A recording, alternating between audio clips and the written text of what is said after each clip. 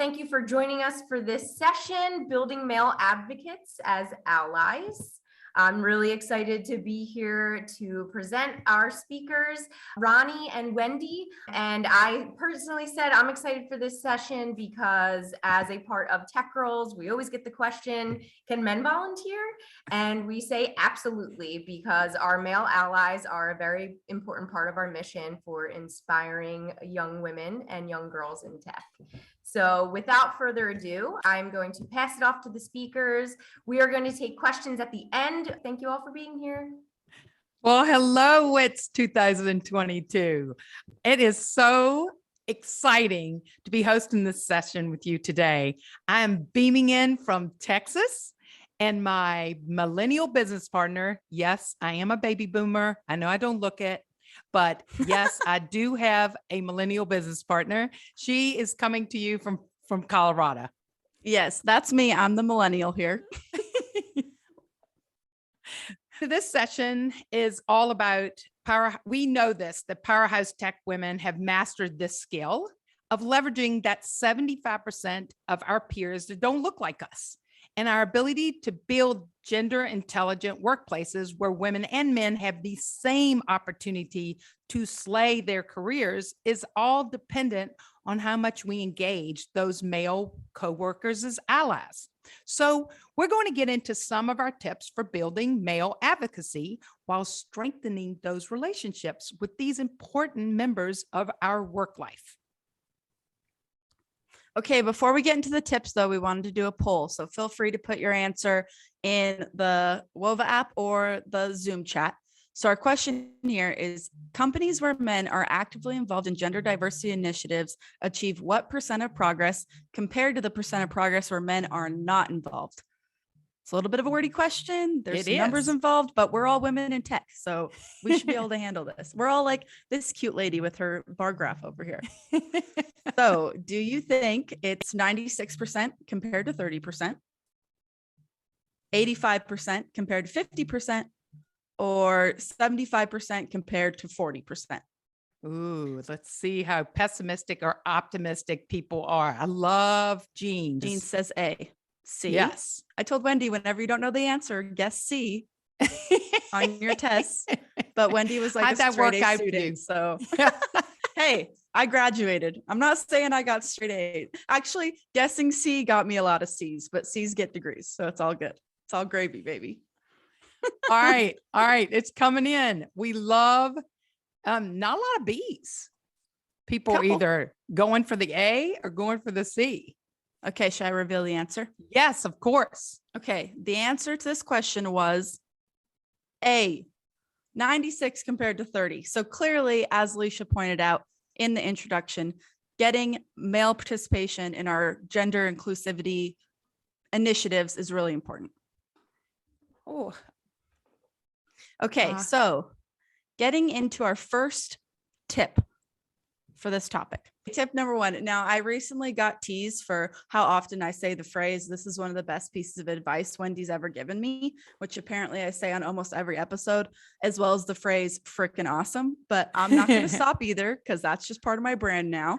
But this tip is really true. She told me that getting anyone involved in the gender inclusivity movement is like making a sale. There are yeses, there are nos, and then there's this guy.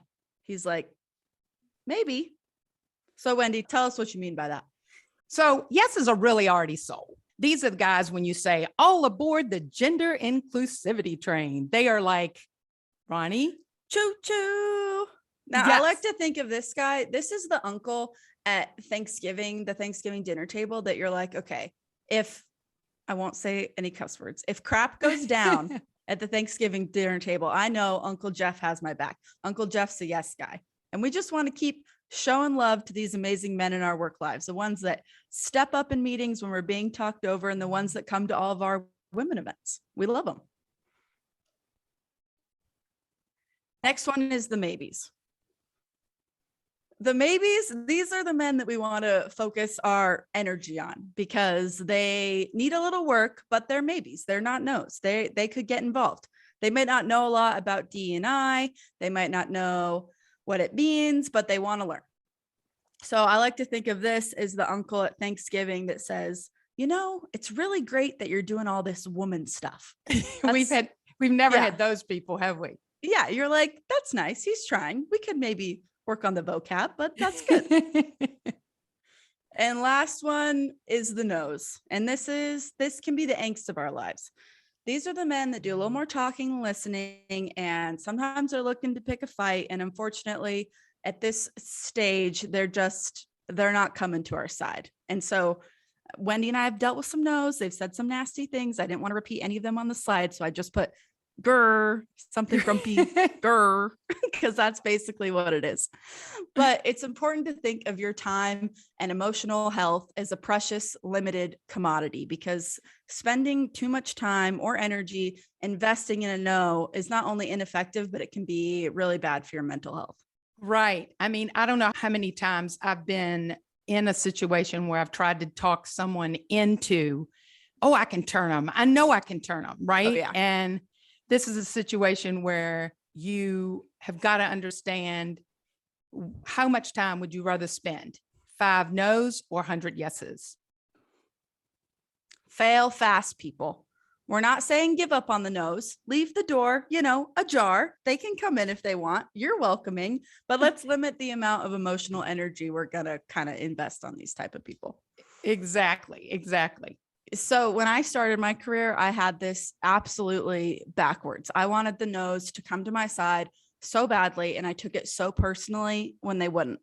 And you might be wondering, how do you know if someone's a no or not? Obviously, there's a lot of telltale signs that I'm sure as women in tech, we're all familiar with. But a key one for me is how somebody responds to you being vulnerable. So my story around this, in my first job in tech, I was the only woman on a finance team of around 20 to 30 men. And I was having a lot of problems with microaggressions, being underpaid, sexism, and I eventually ended up in the Thunderdome. Yes, Ronnie calls meetings with HR now the Thunderdome. And I don't take it back. So I ended up in the Thunderdome, and I was, crying, upset, kind of just being vulnerable, telling the head of HR everything that I had been dealing with. And she responded by asking me if maybe I was just a sensitive person. Now, Not a good thing. No. So my vulnerability was completely ineffective with her. And I was dead set on just convincing her that my feelings were valid and what I was going through was real. I mean, I spent weeks on this. Yeah, maybe months. And it led to me having like some serious problems with feeling anxious and depression. And it was really bad for my mental health. And looking back on that, I think about all the maybes that I could have been focusing on with that energy. Oh, exactly. And I see this happen all the time. For example, maybe you're planning a women's event and you really want some male executive leadership there. And instead of spending all this time and energy trying to get your crotchety boss to attend, and we have to say, we think he probably is a no, think about a different approach. Perhaps his boss or his boss's boss or a really amazing executive that you haven't even gotten to meet yet, but you are so impressed with how they act in corporate events.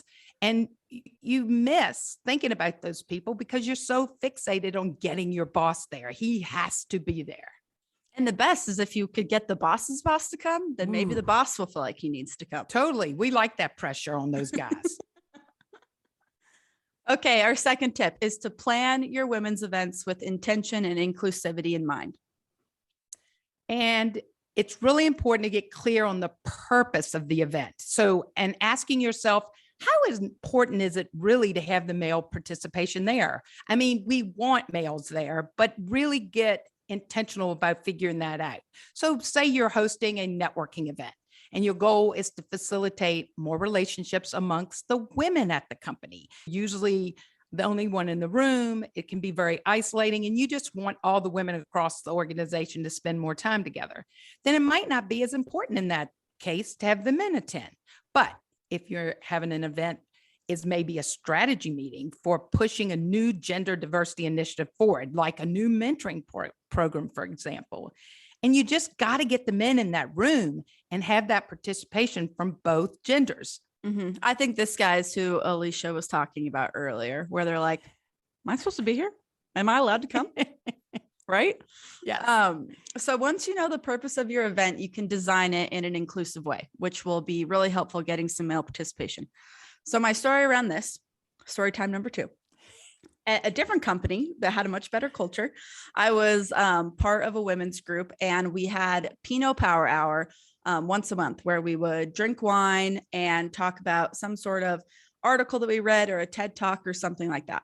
And the organizer of this event really wanted it to be a space where men would come and hear some of the stories that women are dealing with and offer advice. And she wanted participation from everybody at the company, men and women. But male participation was really low. So finally, she went to the COO and she asked why no men were coming to the event. And he literally said, I didn't know I was invited. And he had assumed because it was called Pinot Power Hours, kind of like branded a little bit more towards the women, that the men weren't really supposed to come. It was like a no boys allowed thing. So the organizer rebranded it to like wine, beer, don't care as long as you're here or something like. I made that up. It was probably Fabulous name. Yes. Fabulous. Something like that. Got the COO to come and bam, there was way more male participation.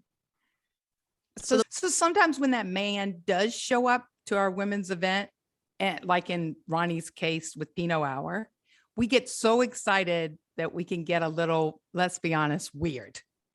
We don't need to praise this guy 1 million times for attending, right? Or pointing out that he's the only man over and over, or maybe asking him how he heard about the event, or even why he wanted to come. Let's just be cool about it. Let's be cool. This is exactly what my high school basketball coach used to tell me. She would say, when you score a basket, for the love of God, do not celebrate. She's like, if you celebrate when you score a basket, that gives the impression that you don't score baskets that often. When you score a basket, you should be acting like it happens all the time. Yes. It's regular. So when you reel this guy into your event, that's regular for you. You're good at that. That's you don't need right. to celebrate. That's right. All right. So at the end of the day, most people don't really like to be singled out. So when I was a manager at AT&T, we had a Women at AT&T conference. 5,000 people attended this event, and it was amazing. I was on the board that actually tried to get executive sponsorship, and so I started thinking, I'm just going as a manager, I can invite at least someone in my department. And so I singled out this guy, Marty Alm, one year. And I said, Marty, I got an opportunity for you. And he's like, oh no, I hate when Wendy says opportunity. And I ended up inviting him to the conference. And he said, let me think about it. And he came back to me and he said, but what if, I just don't know how I'm going to feel if I'm the only man in the room. And I said, ooh, I got a little sarcastic. And I said, I don't know how that would ever feel. I'm never the only woman in any room. And he ended up coming, and it was tremendous. He told me afterwards that the biggest thing was actually walking up to the coffee bar and getting coffee. And there was all these women and they're chatting, and he had to kind of break in. And he just felt like it was so hard to break in. And he said he never understood what it was like to be one of those only women in the male-dominated work environment that we had and that most of us deal with every day. So I just thought it was a tremendous way to get him to really walk in the shoes of what it feels like. Love Marty. That is great. A story I have about being singled out that was supposed to be in a positive way, but ended up not really being in a positive way, is I was on a team, again, the only woman, and we would go out to lunch a lot. And every time we went out to lunch, the VP would always say ladies' choice. And I would have to pick where we went to lunch every single time. Can you imagine the pressure? I hated it. And he was singling me out, and like he was trying to be polite and everything, but you don't need to point out I'm the only woman here every 2 seconds. And I don't like picking where we go to lunch every day. Exactly. And the moral of the story is no one really likes that, right? Yeah. Even in a negative or a positive way. Some people hate that positive recognition of being held up in front of everyone. So treat your male allies in your organization the way you want to be treated. It's the golden rule, right? It's the workplace rule. I thought it was the Jesus rule. It's that too, Ronnie. Jesus and workplace. It's that too. Yes, you're so quick. Okay, tip 3. Different strategies work on different people. So we're all guilty of explaining things to people in the way we would want it to be explained to us, but different people learn in different ways. So here are some strategies we have used to get the boys aboard the gender inclusivity train. Choo choo. Love your sound effects, Ronnie. Yes. So The sorry. first one, vulnerability. And earlier I shared how vulnerability didn't really work for me, but that's the only time it hasn't worked. Every other time it's been pretty successful. Yeah. And for me, being vulnerable doesn't just mean telling a story, but it means going beyond that, kind of shedding the girl boss persona and really being honest with how an experience made you feel. Exactly. And second, we want you to consider changing the context. So I used this a lot during my 30-year tech career. When a man would say, it's no big deal, or don't get so emotional, after I share with them a situation where there was some bad male behavior, I'd ask him how he would feel if what happened to me happened to his daughter or his girlfriend or his sister. And let's be honest, there are men out there that only have a mother. Maybe you've got to say, how would you feel if it happened to your mother? Right? That's right. The third one here is to lighten it up. And Wendy really has helped me with this because I was really jaded and upset during my first tech career. Wendy, Just a tad. yeah, Just a tad. Wendy lightened the mood for me because these subjects don't always have to be so serious. And sometimes making it lighter can make it easier for you to talk about and also easier to receive. Yes. And last, persistence. Some people just need to hear it more than once. And I know it drives us crazy, but it's like in sales. Sometimes it takes, well, actually, I've always heard this. It takes 7 times to get a yes in sales. And it's all about persistence. So sometimes it takes 7 times to hear something. So when that oblivious boss is not really hearing what you're saying, consider he just needs to hear it a different way and a couple more times. Wendy knows how to make a sale, people.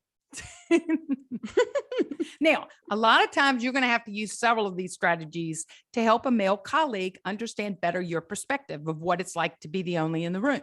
You have these conversations with people. And there was a woman that came up to me after a presentation I had given in Philadelphia.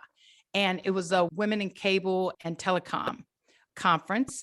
And she said, Wendy, I cannot tell you how this was such a big piece of me learning how to change my attitude with my boyfriend and to try to get him to understand what it was like for me. Every day I would walk out of the door with my coffee in hand and say, bye, honey, I'm off to my male-dominated work environment. And he would say, oh, why do you let that get to you? Why don't you just blow it off? And she said, all right, every single time someone at work speaks over me or undervalues me, or maybe has either a microaggression, even a sexist comment, I am going to text you the situation. And after the 11th day, he said, you have to stop. I cannot stand this anymore. I get so mad every single time I read the texts you send me. And this was one of those ways that she really got him to understand what it was like.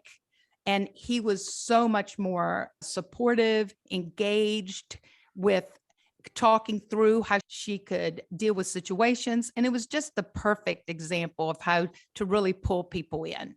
She got creative. Yeah, creative too. Exactly. Yes. She really used all of our little. She did. Little suggestions here. Too bad we didn't teach her those before she used them, but whatever. All right. Tip number 4, be explicit in what you want or need. So this is specifically maybe what behavior you want to see from somebody as opposed to what they're doing today. So it's sad but true, people, that bad behavior tends to stop a lot quicker when a male gets called out by another male. Sad And but I'm true. not proud to say it, but it was one of these things I noticed and went, oh, damn, I should use this as an actual tactic, right? Right. So you could ask your work husband maybe if he could call out your boss next time he brushes over one of your ideas. Maybe you can explicitly ask for that.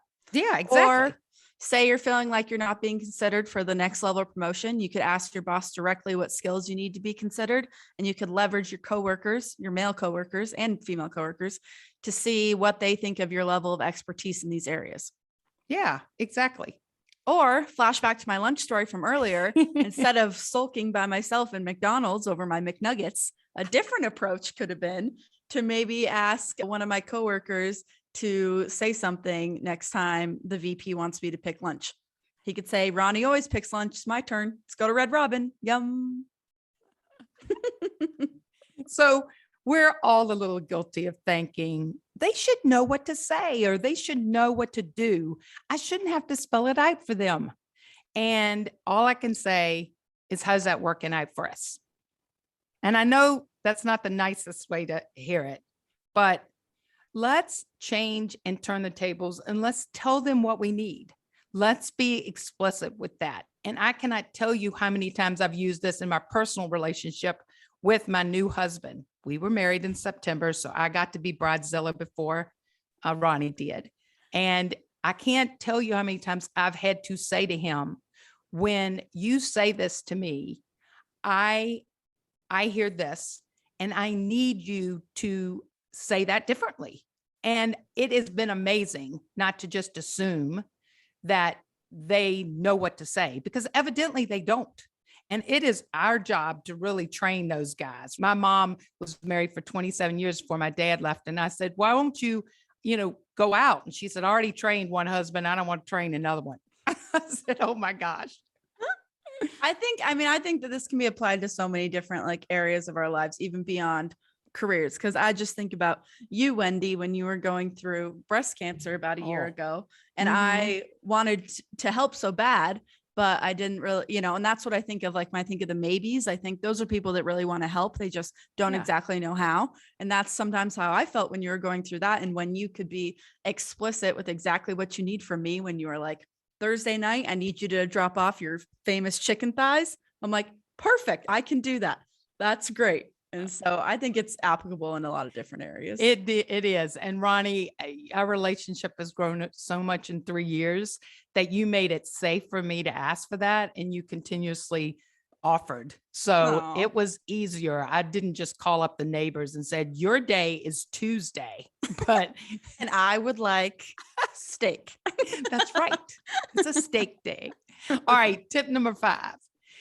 You can be right or you can be effective. Now, this tip goes hand in hand a lot with tip number 4, that they should know better, right? They should know what to do. I tweaked this life mantra from something I heard growing up. You can be right or you can be happy. So for most of us in the tech world, it isn't right that we have to tell men to get involved or to care. They just should. We know this, but sometimes we have to do things we shouldn't have to do to be effective. When I first started coaching Ronnie, she was a bit of a flaming hot feminist that could not be tamed. I loved the passion. I loved it. But I had to remind her that even though she was almost always right about what she was indignant about, her flaming hot approach was absolutely not effective. So just like in tip number 4 example, we shouldn't have to ask our work husband to call Joe out for talking over us, but we want to be effective in this situation and not just right. So tell him how we could use his help to deal with Joe. Most men love to help. They're fixers. In fact, I heard this thing early in my career. If you want advice, ask for help. If you want help, ask for advice. Men want to help you. And I think a lot of the females in our life want the same, but I know my husband is such a fixer and he wants to help me when I'm having a hard time. Aw, that Chris. Such a gem. All right.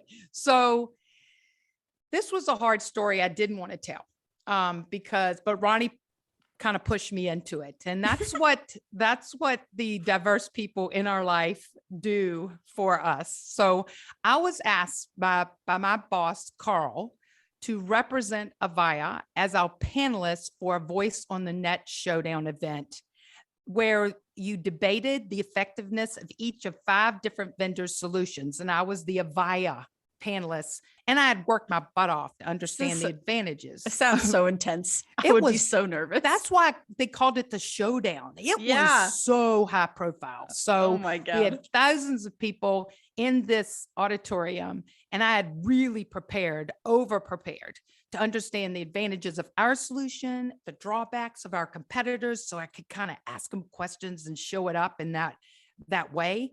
And after our internal mock debate prep session the night before we were to do it at 8 a.m. the next morning, my boss and his boss, who were both on the mock debate call, said to me, "Wendy, we know you can entertain them. We're just not sure you've got the substance to back it up." I was crushed. And I actually walked into the call, walked out, and didn't know quite what to do with that. If my own boss didn't believe in me, and I was so angry, like, why does he have to do this? And I wanted to call him up and say, why would you ever say that to me? Instead, what I usually do is when somebody says I can't do something, I decided I was going to kill it. So, I mean, I went above and beyond. I had found a white handkerchief and I was going to bring it in. And when Cisco couldn't answer my questions, I was going to give him the white handkerchief and say, you can throw in the towel anytime you need to. And I did it, guys. I mean, I was so proud of myself at the end of it. But a couple months later, when I left that team, my boss, Carl, said to me how much he was going to miss me and how much he had enjoyed working with me and how impressed he'd been. And I thought, are you kidding me? So the right thing at that time could have been to just give it to him with both barrels. I just want to bring up this situation where you were so less than an amazing boss. And instead, I decided to be effective. And I shared how his comment was such a gut punch to my confidence. And he responded, I'll never forget, he said, "Did I actually use the word substance?" Yeah, you did, Carl. Yeah, pretty much. And I told him that even if he had doubts about someone's ability, when he asked them to represent the team, if there was nothing constructive that could be done to alleviate that concern in the moment, just suck it up, pump them up for the event, and attend to show your support. Because, by the way, he did not attend and get to see me slay that showdown. It was one of those things in your career where you think, I don't even have my own boss's support. Yeah. But I think you took the right approach because that sounded like that was really powerful for you to give him that feedback and kind of share how bad that made you feel. Exactly. Sometimes when you tell people what they deserve, you feel bad about it. You have every right to be angry in a situation, but afterwards, I don't know about you guys, but I feel bad and about how I handled it. I want to handle it with grace and class and explain my attitude and move on. Yeah. So you might be wondering, how can I stay positive? Well, I'm out here fighting the good fight, choosing to be effective instead of right some of the time, maybe not all the time, but some of the time. How do you stay positive? Where's the aggression go? Well, Wendy takes it out on the pickleball court hard. Wendy will show up to our recording sessions and talk about how she just kicked some 80-year-old's ass at pickleball. So that's our fun element for this talk. That's, you don't have to do pickleball. I don't want that to be your one takeaway of this talk, but hey, maybe. But I think the point is when you have those situations where you need to deal with being frustrated in a different way. It's so great to take it out on the treadmill, or kickboxing is a fabulous sport. Now Wendy's going to go into all of her activities. Yes. I've had to do this over my life, people. Let's be honest. So let's bring it home, Ronnie. Okay. So to sum it all up, this is our 5 tips for building male advocates as allies. And this is actually Wendy here. This is not Canva built in. I spent a lot of time getting her carve out here. So tip 1, recruiting men to be on your gender inclusivity team is a lot like making a sale. Yes, no, maybes. Tip 2, plan your women's events with intention and inclusivity in mind. Tip 3, different strategies work on different people. Tip 4, be explicit, especially with the maybes. Tip 5, you can be right or you can be effective. I love it. Thank you, Ronnie. That was fabulous. If you liked our talk, we would love for you to bring us in for an event at your organization or your company. We think of ourselves as a creative alternative to a boring Zoom professional development meeting. And please follow us on Spotify, subscribe on Apple Podcasts, email us at bigoldmoneypodcast@gmail.com, Facebook and Instagram. Just to watch Ronnie alone is worth it. And then connect with us on LinkedIn. Yeah, connect with me explicitly because I'm in a lifelong battle to have more connections than Wendy does. I'm behind by about 2,500, but I'm not giving up. And I think there's potential that I could pass her. There's always potential, always. I love it. Okay, Oh, so I think we'll move into our Q&A, which we love doing and I'm really excited for. So I think Alicia's going to pick some questions for us. Yes, so we had a few put in chat already. I did want to just share one comment that I really loved. Lisa Sims said, "This is a real world conversation that needs to be had more often." We all have these types of stories, definitely relatable. And Hillary added, "Is there a point where we may want to limit or be more thoughtful about male participation?" She was recently in a women in leadership event, which had more men than women, and they did all the talking, with the exception of the female moderator. Wow. Oh, yucko. Yeah. Yeah. Oops, sorry, I'm not on mute. I love that. I love Well, that. I think this comes down to what we were talking about with thinking about the purpose of your event. And if the purpose of that event was to hear from women in leadership, then the people that were probably invited to be on that panel didn't fit the purpose of the event. So I think it's about really being really intentional in that way. And there's just some guys out there that are just chatterboxes. I mean, talkaholics. So maybe if you're going to have somebody like that on your panel, you say, I just want you to be aware this is a women's event. We want to make sure that we're going to hear from the women in leadership. So try and keep your, comments concise. Oh, and I see here, they weren't even on the panel. They were just attendees. Oh, no. That's Well, when you and- get your male allies involved and you say, Well- "Hey, Dave, can you tell Jeff to zip it?" Zip it. And this is why industry events, there was always all men and very few women. And so there was a big push about 5 years ago where people highlighted pictures of all of panels, it was all men.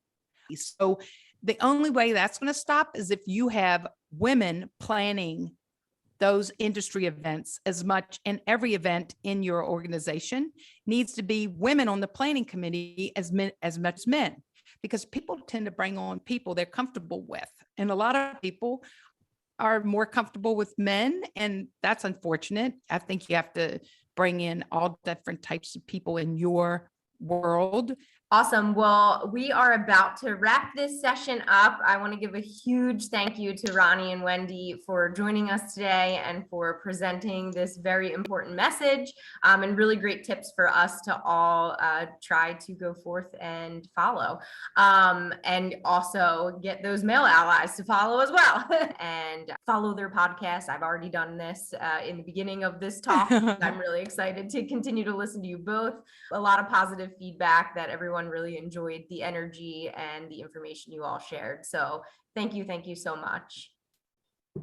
Thank Of course, you for we love having being us. here. This was so fun. Bye-bye.